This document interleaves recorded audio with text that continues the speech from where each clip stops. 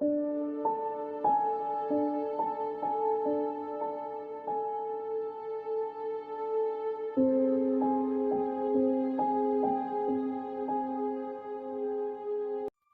couru directement au supermarché quand j'ai entendu parler de la frappe nucléaire. Le gouvernement a dit qu'une maladie mortelle se propageait là où je vivais et qu'ils allaient éliminer tout ce qui était atteint. Quand je suis arrivé au magasin, j'ai vu que presque toutes les conserves avaient disparu. En fait, tout avait presque disparu. J'ai pris toutes les boîtes de conserve que je pouvais porter. J'ai couru vers ma voiture et j'ai réalisé que cela ne suffirait pas pour me maintenir en vie dans mon abri anti-atomique. Je me demandais ce que j'allais faire, car la frappe nucléaire était imminente.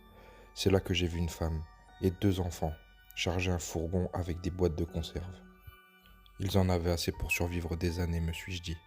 J'ai donc couru vers la femme et je demandais si je pouvais avoir quelques boîtes de conserve.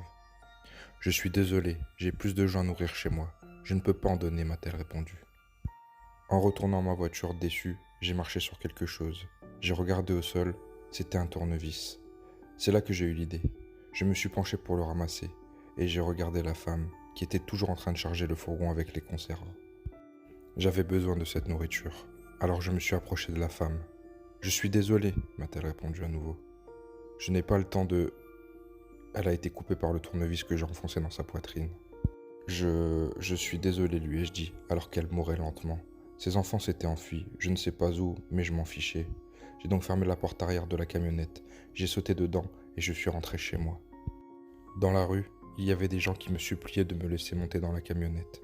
La bombe nucléaire allait bientôt frapper, et il n'y avait pas de place, alors j'ai continué à rouler.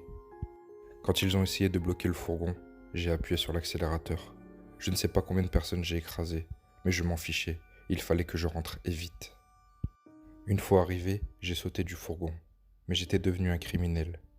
Une fois sur place, j'ai commencé à déballer les conserves dans l'abri. Ça a pris environ 1 heure. Alors le temps que je termine cette tâche, j'ai vu les avions. J'ai couru dans l'abri, me suis enfermé, et quelques minutes après, j'ai entendu une détonation extrêmement forte, puis plus rien. Il faudra maintenant quelques années pour que les radiations se dissipent. Alors je me suis assis. J'avais faim. Alors j'ai pris une des boîtes de conserve, et c'est là que j'ai réalisé que j'avais laissé l'ouvre-boîte chez moi.